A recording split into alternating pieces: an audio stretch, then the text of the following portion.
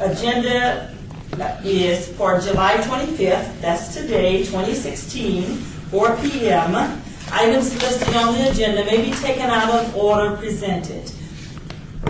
May be taken out of the order presented. 2 or more agenda items for consideration may be combined, and any item on the agenda may be removed or related discussion may be delayed at any time.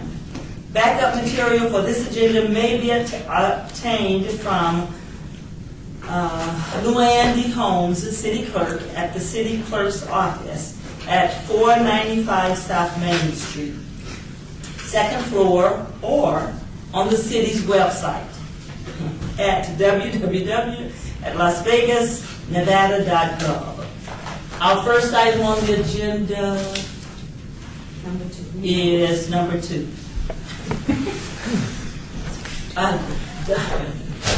The announcement of compliance with open meeting law is that we are in compliance. We are in compliance. Thank you very much. And we have a form, and now I'll do roll call. Thank you. Chair Mathis. Me. Present.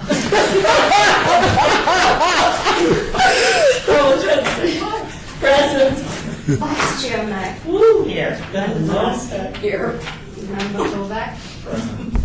Member Jones. Present. And members Bonaventure, Sylvain, Dyson, Sprague, unexcused. And we have a quorum. Okay. Item 3. The public comment during this portion of the agenda must be limited to matters on the agenda for action. If you wish to be heard, give your name for the record, the amount of discussion, as well as the amount of time any single speaker is allowed may be limited. Do we have anybody for public comment at this time?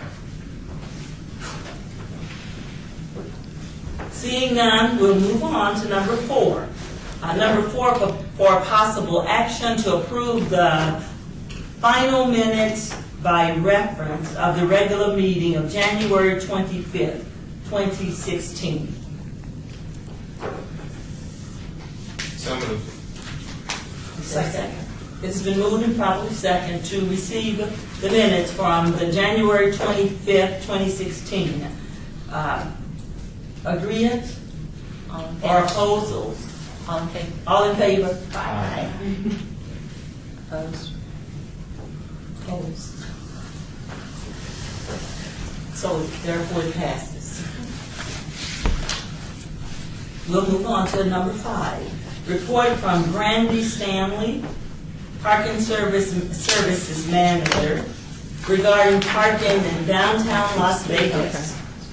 Brandy?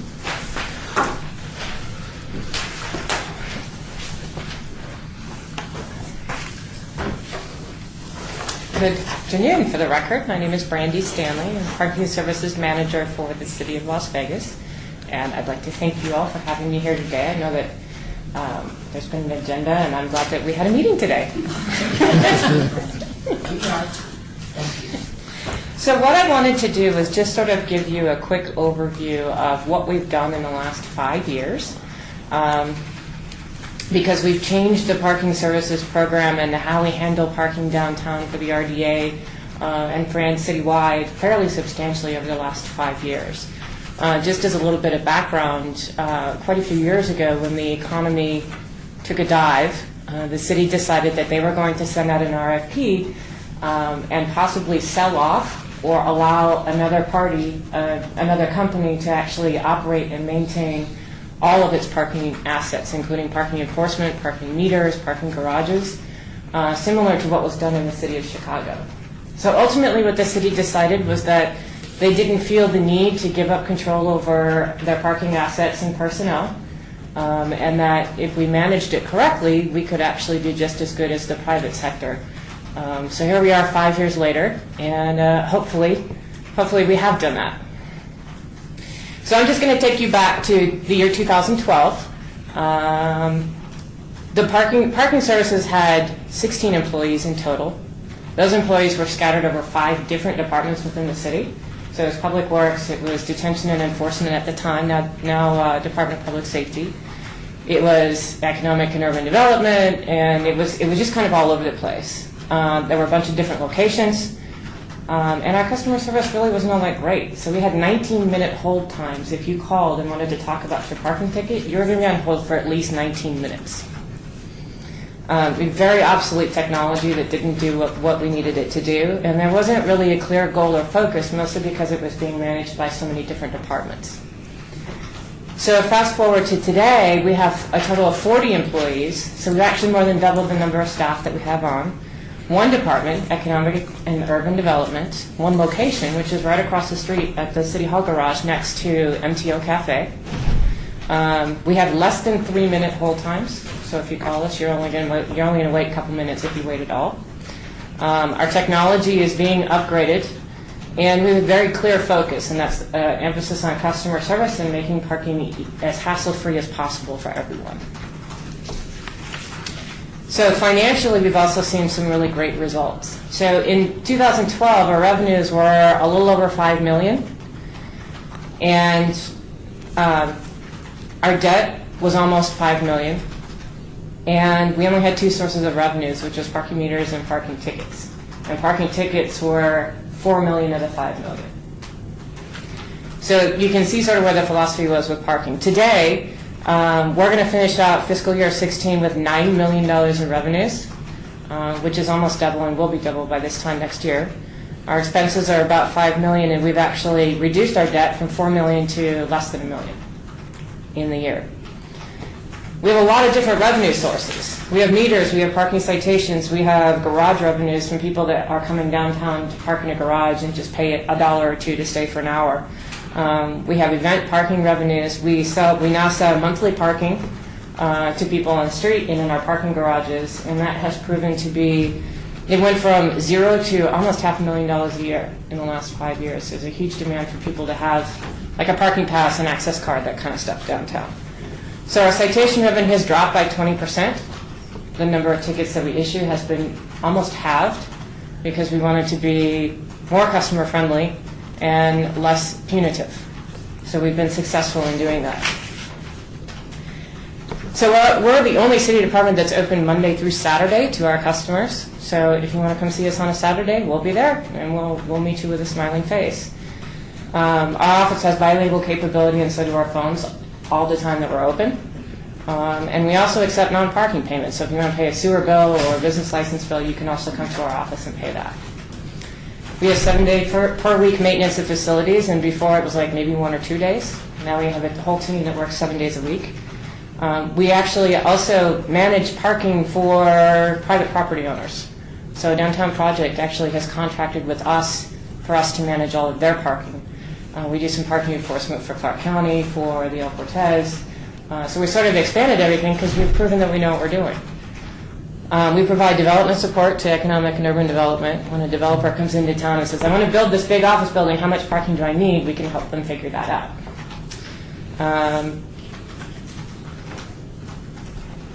We just recently started accepting American Express. Again, we're the only city department that accepts American Express at the meters and online for all of our stuff. And we changed our fine structure, so we actually reduced our late fees, cut them in almost half, because our late fee structure was the highest in the country. So we said, you know what, that's probably not not a good thing. So we've reduced our late fees, and that has helped enormously with helping people through their citations. We've replaced our meter system. Every single meter in the city is now credit card enabled, and 5 years ago it wasn't. Most of them were not. You had to carry the bags of quarters. You don't need that anymore. We've replaced our citation system, so now you can appeal online. You can see your parking tickets. You can pay online. You can see the pictures that were taken when your ticket was written, and this has really helped with our customer service. We developed a food truck program where food trucks park on the street, and we actually have a website that backs it up. So if you want to see what food truck is where in the downtown area, you can go to the website and it will show you. We started pay-by-phone services, and we started those about 1.5 years, and we just wrapped up an RFP. We're going to be changing vendors, and it's going to be wonderful. We have a 5-year goal to reach 90% of our transactions on the pay-by-phone. So hopefully we'll get there. It's pretty ambitious. And so in terms of what we have going on underway, again, we'll be announcing our pay-by-phone vendor. We're focusing on finding out how many parking spaces are available in real time in off-street facilities like the Golden Nugget Garage. Wouldn't it be great if you knew how many spaces were available when you were coming downtown? So we want to sort of help to push that information out. Number one, get the information, and number two, push it out to the public. We're working on online permit payments and applications and event parking advance reservations. So if you're going to come downtown to an event, we want you to be able to reserve a parking space in advance.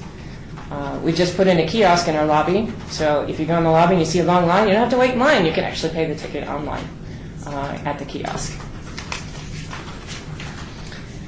So that's probably about it. We are looking at, over the future, building a minimum of 3,000 parking spaces in structured parking downtown over the next 5 or 6 years. We don't know exactly where they're all going to go, but we do know that when developers come and talk to us, they need parking. And we see ourselves in a position to be able to help developers by helping them with building parking structures. So I think that's probably it in a sort of a nutshell. Does the community have any questions or comments, concerns? I'll share an experience I've had. Okay. And thank you, Lois Matt, member.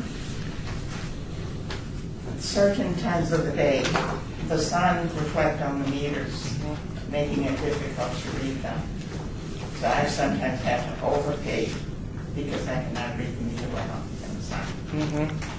Yes, ma'am, we absolutely do. We do agree with that. Our meter manufacturer is actually developing a touchscreen technology that's going to actually bring the screen farther out. Because right now there's 2 levels of glass and about a ½ inch, so when the sun hits it the wrong way, I absolutely agree. And that's another reason why we want to push the pay by phone, because if you pay on your phone and download the app, you never have to go to the meter. So we'll make sure as soon as we get that out that we'll get it to you. You're talking to a senior citizen. You know what? It's easier than paying the meter, to tell you the truth. Thank you. Member Thomas, I just had a question about the nature of the additional spaces that are going to be coming out over the next couple of years.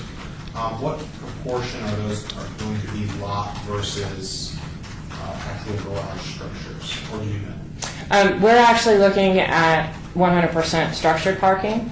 Parking lots are typically only holding an alternate use on a piece of land until you figure out what you want to build on it.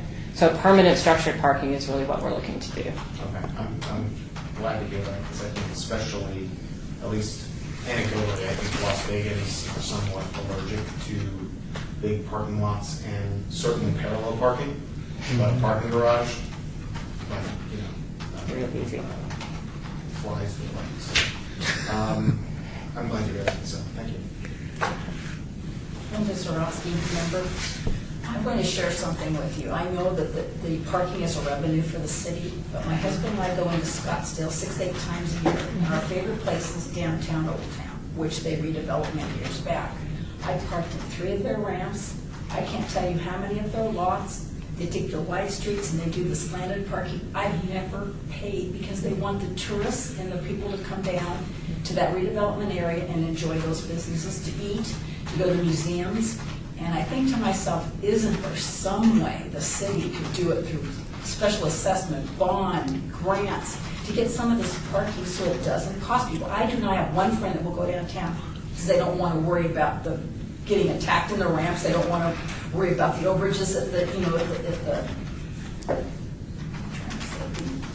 The parking meters. the meters, I mean, it's just put a bad taste in people's mouth from what has happened. And I feel sorry for the businesses that are down there and the upcoming ones, because we're not going to generate money for the city if you can't get people down there. Okay, now I understand what you're saying. One thing I will say is that parking's been metered in downtown Las Vegas since the 60s, so it's been like 50 years. The other thing is that parking is a scarce resource down here. So it's not just believe it or not, we only own and control, I think it's much less than 20% of the parking downtown. It's a lot less, actually. There's about 50,000 parking spaces downtown, and we control 5,000. So a very large majority of the parking that's paid, including ours, is owned by the private sector. And the reason they do that is because they need to allocate that scarce resource to their customers, to their guests, to the people that come into their business and drive their own business. So that's one of the reasons the casino garages have started to charge, because they didn't have enough parking in their own parking garages for their own customers. So that's part of sort of a growing pain for downtown Las Vegas. Any large city in the United States, you're going to have to pay for parking, because that's the way it is when you go to a downtown environment. It's a much more dense, much different experience than going to a suburban location. But because it's more dense and land is more valuable, parking becomes a scarce resource, and the only way that you can control it and to make sure that it's allocated correctly is to charge. So I understand what you're saying. And I wish it could be free too, honestly, but it's the resource is too scarce. And it's also extremely expensive to build. Member Kovacs, I mean, the analogy I always make and have made for the last couple of years, especially since I moved downtown, is analogizing, saying that it's harder to find a parking spot in downtown Las Vegas than it is in downtown Santa Monica, where there's way more people all the time. But Santa Monica has structures on sometimes 2 on a block, and they're all paid. I mean, I don't think I've ever not paid to park anywhere in Santa Monica. There's tons of people there. So if the attractions are there and the parking is reasonable, it'll work out. I think the growing pains we had for a while is, for example, someone would open up parking spaces and charge you $15 to park there for an hour. It was like sporting event prices for just going to lunch. I think we kind of moved on and kind of grown up from that. One thing that I'm curious about, and I don't know if it would work out revenue-wise, is perhaps providing something to downtown residents or anyone who wanted to purchase, kind of a medallion or a sticker they could put on their car that would say, okay, if you pay this X amount a month, then you're good to park on any surface street spot, and you don't have to use the meter. And you could even maybe put a barcode on it so that enforcement could scan and make sure you're current if you're parked at an expired meter. Just to enhance that user-friendly nature of it. It's just a thought. I'm not sure if that would pencil out. We actually already do that, to tell you the truth. We do have an on-street monthly parking permit that's $35 a month. The sort of drawback is that it's available.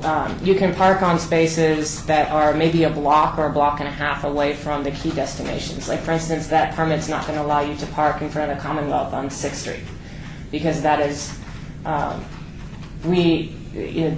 that is probably the ground zero, the number one, most sought after parking street in the entire city. So the permits actually give you a savings, but you have to park like a block away. So we do offer that, but only for a little bit farther out if you're willing to walk a little bit.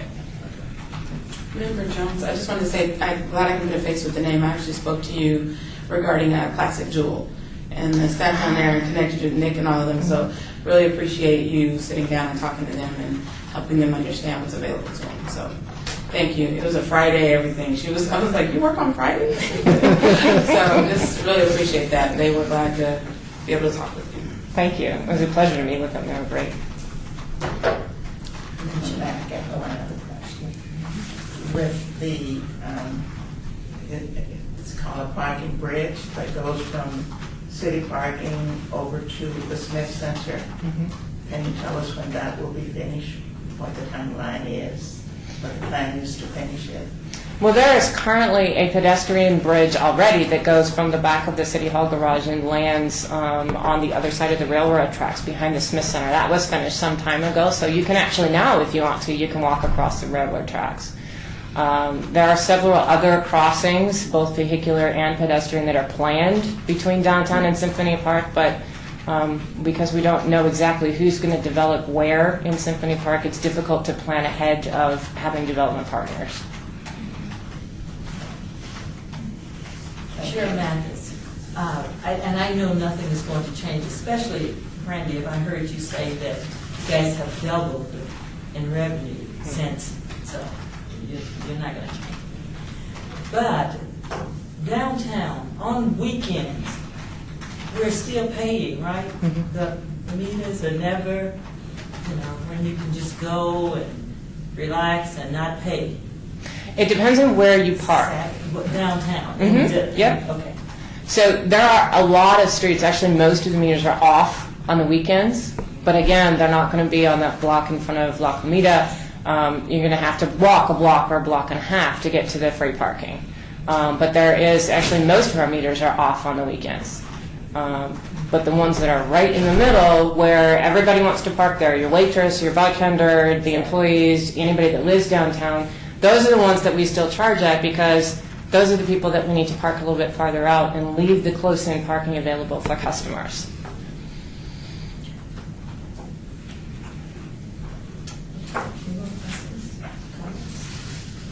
Thank you. Thank you very much. Our next agenda item is number 6. We're going to hear from Julie, real estate specialist, regarding planned residential projects and land values in the redevelopment. Madam Chair, this is Scott L. Young, City of Las Vegas Economic and Urban Development. Julie is not able to be here today due to a scheduling conflict.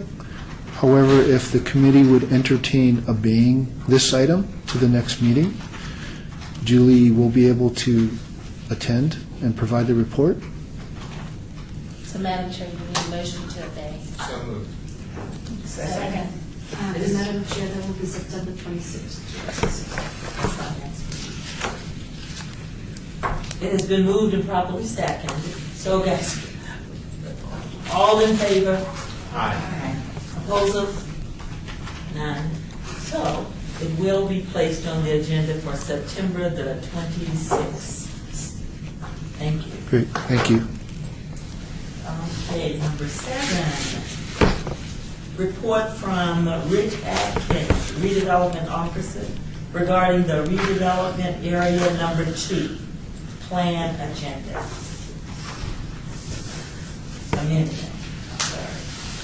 Good afternoon, Rich Atkins. I'm a redevelopment officer for the Economic and Urban Development Department, and just want to give you a brief report on what's going on. In 2012, we had the creation of RDA 2, which was basically from Martin Luther King along Charleston, Sahara, and from Sahara up to the 15 along Decatur. So that was created in 2012. Since that time, we've had 2 legislative sessions. And so there's been some changes to the statutes regarding redevelopment, and so we need to amend and restate the redevelopment plan for RDA 2. And previously, in December of 2015, we amended and restated and expanded redevelopment area 1. But this is just for redevelopment area 2. At the same time, we got a request from Palace Stations. When we created RDA 2, we inadvertently, during the general planning process, included one of their parcels into the redevelopment area.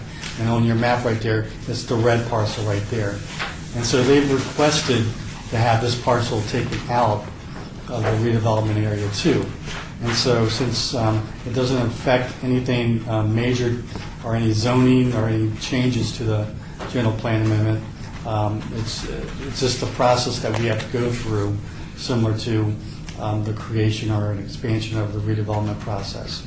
So we've already had the redevelopment public hearing, and on July 20th we had the City Council public hearing, and the next meeting will be August 3rd for the introduction of the, that will be the City Council meeting, August 3rd. And then August 17th we'll have the introduction of the ordinance.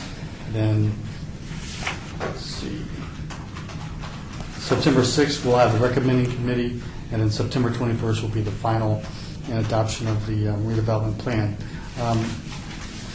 The changes that we've made, just the text changes to come up with to the current statutes, just revolved around development, capitalization, and administration of revolving loan fund and RLF. Technical adjustments that were made to the employment plan that we have for the RDA 1 and RDA 2, and Applicants for building permits are advised that the site is located within the redevelopment area.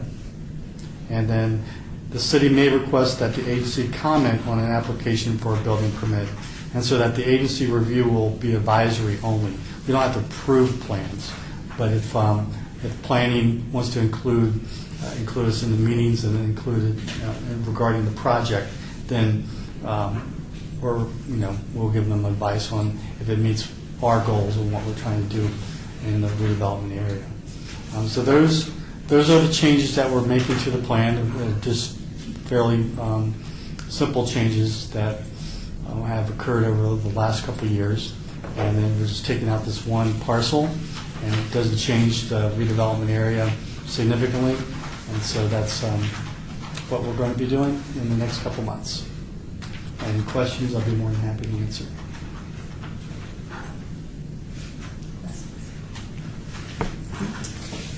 Thank you very much. Thank you. Thanks, Rich.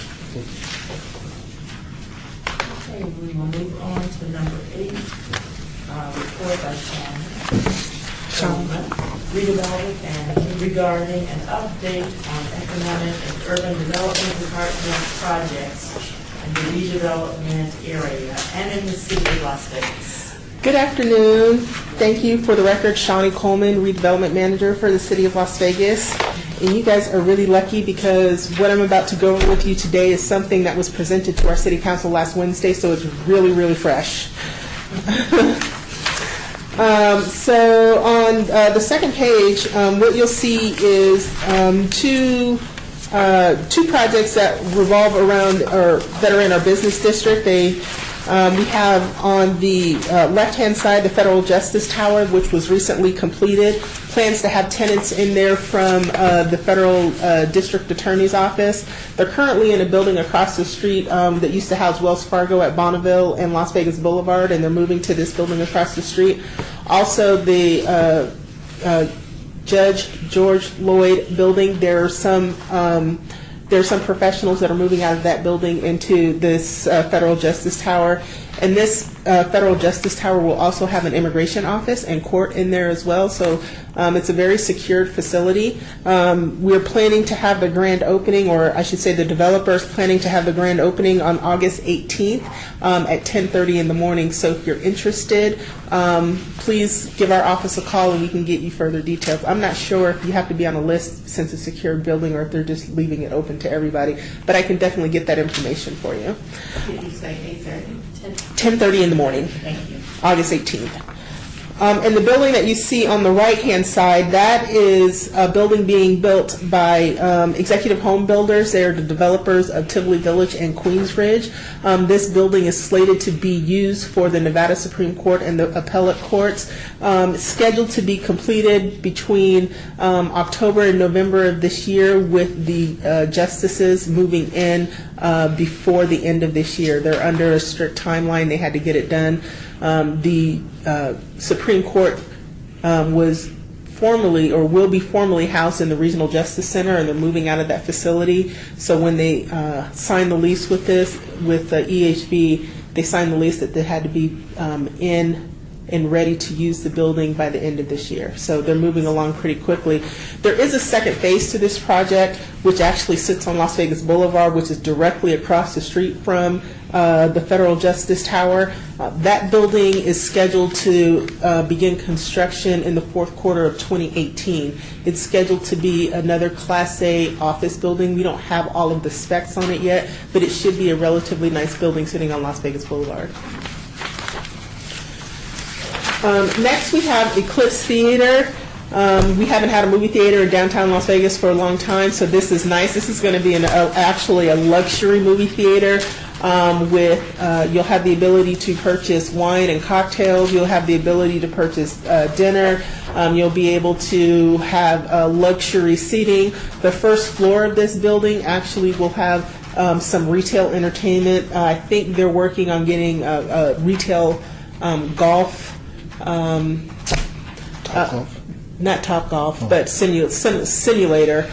So people will have a little bit of entertainment along with the movie theater. The building itself is scheduled to be completed the end of September, early October, and they're shooting to have their first screenings of films by the end of this year. So we're excited about that project. And that project's Quick question on that, sorry to interrupt. Sure. Okay. I can see this project from out of my apartment window, so I'm pretty excited about it. Where do they plan on doing parking? So there actually is a lot directly behind it. Okay. It was a vacant lot, and so my understanding is they've made an agreement with that landowner, and they've worked with Brandy to utilize some of that for parking. They're going to have actually a valet operation, and so they will be able to park a lot more cars using that lot than ordinary. And then also there's parking all around the area. There's on-street parking in the area as well. So. Chairman, where is this building? This building is located on 3rd and Hoover. So it is directly north of, not Soho Lofts, Newport Lofts. You're welcome. Next we have Iron Yard. This actually is an interesting building. We helped many years ago with the VIP agreement. We helped redevelop this building. It was formerly the Brett Wesley Art Gallery. Now it's transitioning again to a really neat use called the Iron Yard. And the Iron Yard is a group or what it does, it provides coding education for those who are interested in going into the technology field. So they teach people how to code on the front end, they teach people how to code on the back end. It's about a 12-week course, and we think it's really important to have something like that downtown with all of the technology-focused downtown projects, Zappos, all of the technology-focused businesses that are interested in coming into Southern Nevada. So this is one of those businesses, and they've decided to house themselves in our downtown Las Vegas, so we think that's really great.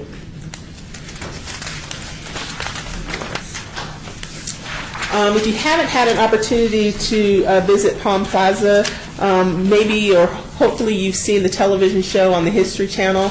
They have taken their concept a bit farther, and they've established this kind of colorful shopping center. It was opened probably about 6 months ago, and it contains Rolling Smoke Barbecue. It contains a unique restaurant called Smoke's Poutineery.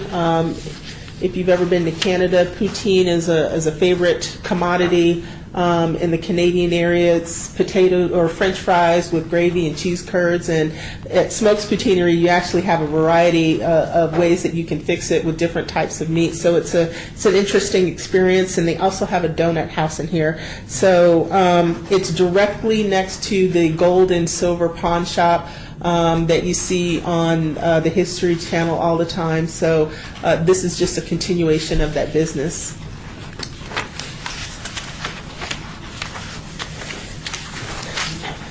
Next we have Southern Nevada Health District. This is a true redevelopment project. This particular building was a vacant Target retail center. It's at the corner of Decatur Boulevard and Meadows, right across from or adjacent to the Meadows Mall.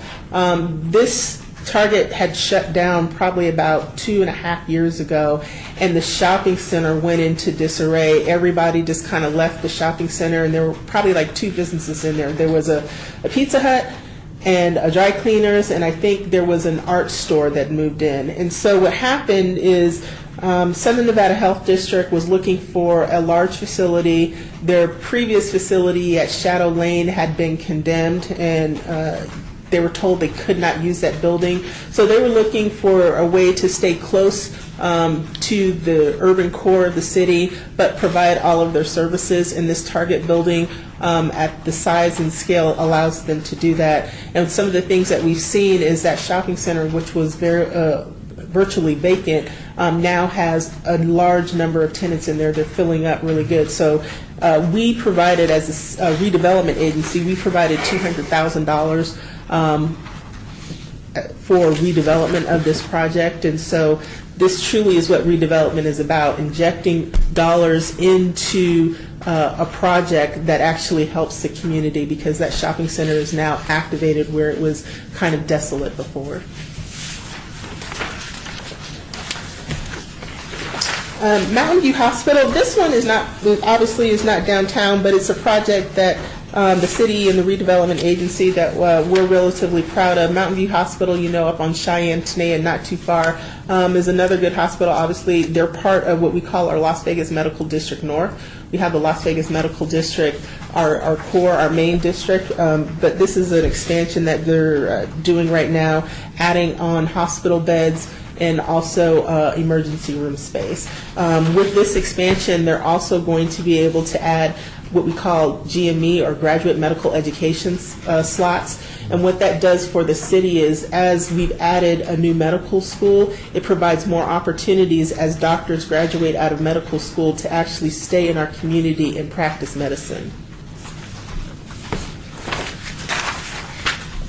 We have the historic West Side School, and I should actually let Scott talk about that. But similar to what we did with the historic 5th Street School, we've taken an education center. This is also the home to KCEP radio, and we renovated this for lease opportunities to the community and also for community services. One of the leases that we're currently, or Scott is currently working on right now, is Tech Impact.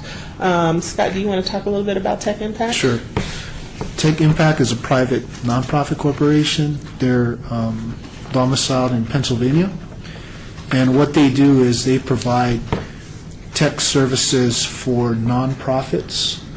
And then they also have a program called IT Works that teaches the skills and helps young urban adults receive the certifications and experience that they need to start careers in information technology. And they are moving from the county. They're currently in the Innovation Center, which is in Clark County in the Southwest. They're moving to the West Side School, so they're coming to West Las Vegas in the city. They're bringing 3 jobs. They're going to hire 2 additional full-time people. And then from the tenant improvements, there'll be 1 construction job created from that. And they're going to invest a total of $190,000 for tenant improvements and furniture, fixtures, and equipment. And it's a 3-year lease. Scott, can you talk a little bit about the new market tax credits that we poured into? Sure. The way that the city secured the balance of the funds that were required to renovate the school is the city went and utilized federal new market tax credits, and through that program, what the city needed to do was to actually lease the property to a nonprofit corporation, this historic West Side School Corporation. That corporation then subleased the property back to the city. And this property is a little bit different from any other city property in that the city now has lease rent payments that it needs to make to the historic West Side School Corporation. And that just ties into how the new markets, the tax credits are structured. You need to have a sustainable business that operates for the 7-year tax credit compliance period. And part of establishing that structure is the city needed to make lease rent payments to this corporation or this business for the 7-year period. So there's 5 years left on the period, on the 7-year compliance. Chair Mathis, but the IT Works is already within the, They're going to be a tenant. They're going to be a tenant in the West Side School. but it will be within 3 years, right? Well, it's a 3-year, initial term of the lease is 3 years, and there's 2 1-year extensions. But yes, within the compliance period, yes, they will be a tenant during that period, yes. Thank you, Scott. Sure. So we'll move on. Everybody's favorite coffee shop, Starbucks in Enterprise Park. I mean, what else can I say? It's a Starbucks in Enterprise Park. It's at Lake Mead and MLK. Traditionally, not an area where you would think to see Starbucks. We use redevelopment dollars and incentives to help to help push that project forward. There's another Starbucks coming in this area right across the street, so we look forward to that. Chairman, that was a great choice. It is. That's a great choice. Yeah. And you know, because now West Las Vegas, or the West Las Vegas that I love, it is like any other part of the city that's, Right. you know, beautified.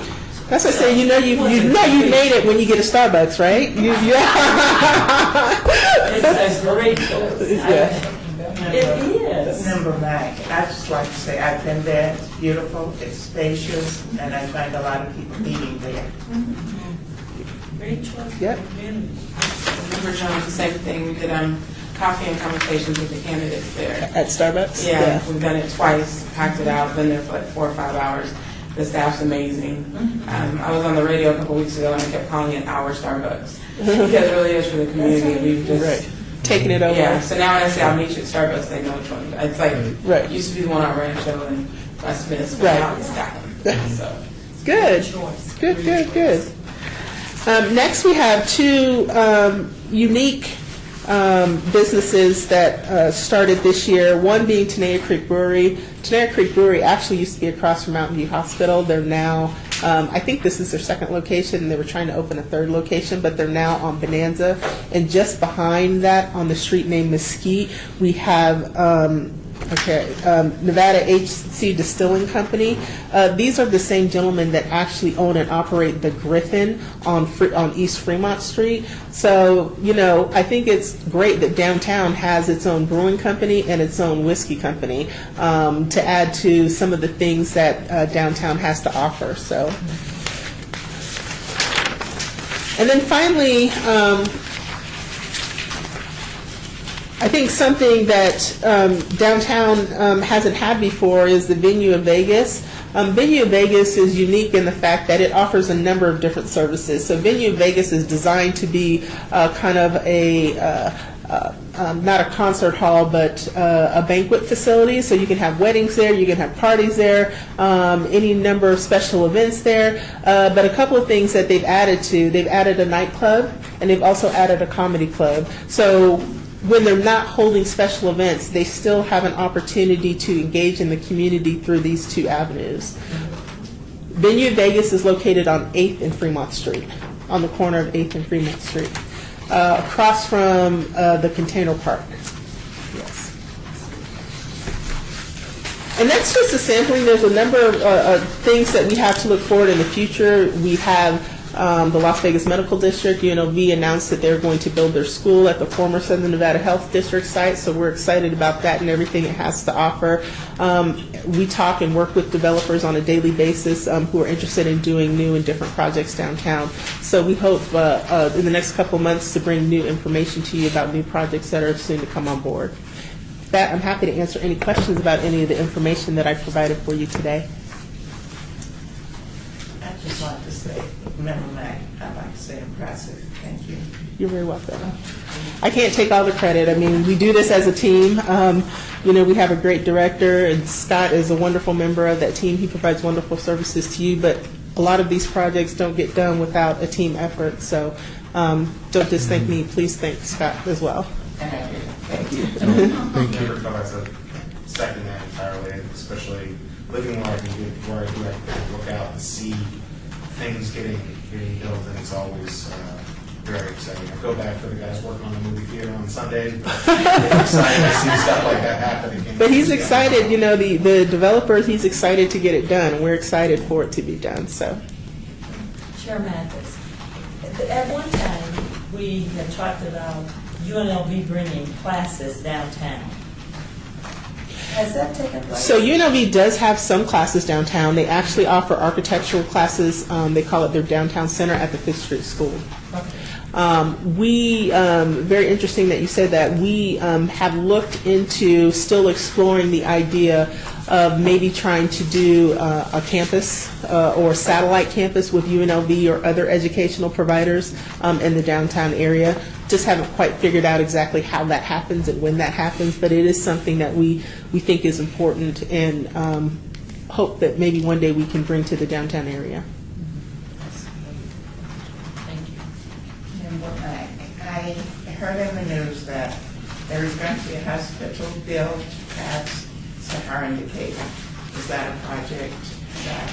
It's not a project that we are specifically working on. That project is it's being done by Dignity Health. Dignity Health actually runs your St. Rose hospitals in the southern portion.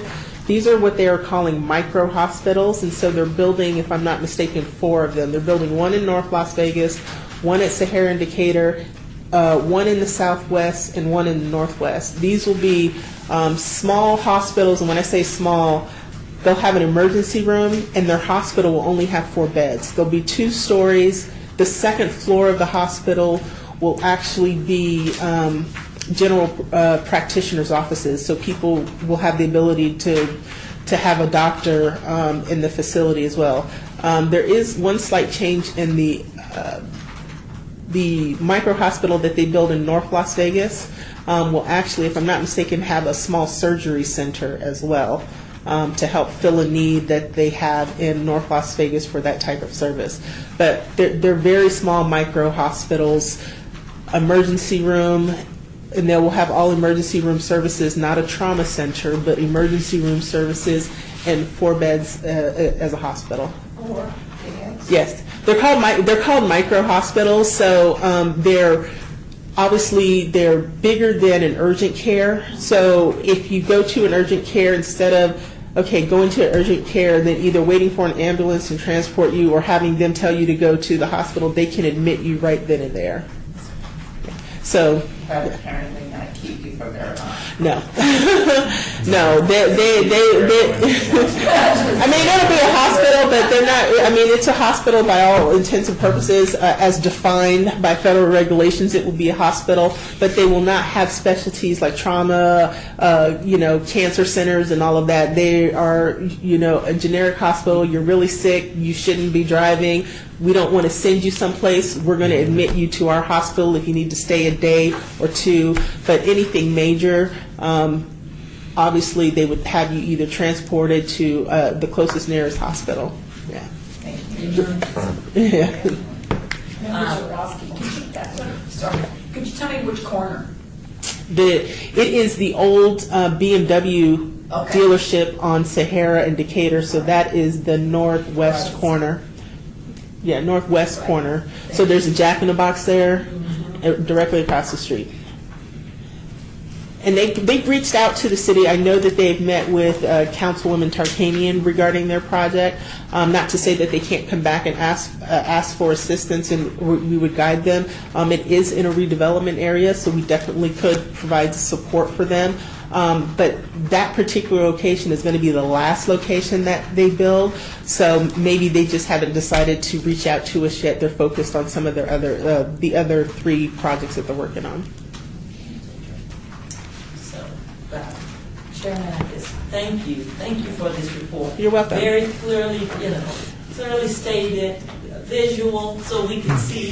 So as people are talking to us, we can talk about it, hopefully intelligently. But phenomenal facilities. But you know what? Even more than just, for the communities and just beautifying our communities. But you know what else I see as I'm going through? I see jobs. So thank you. Thank you very much. You're very welcome.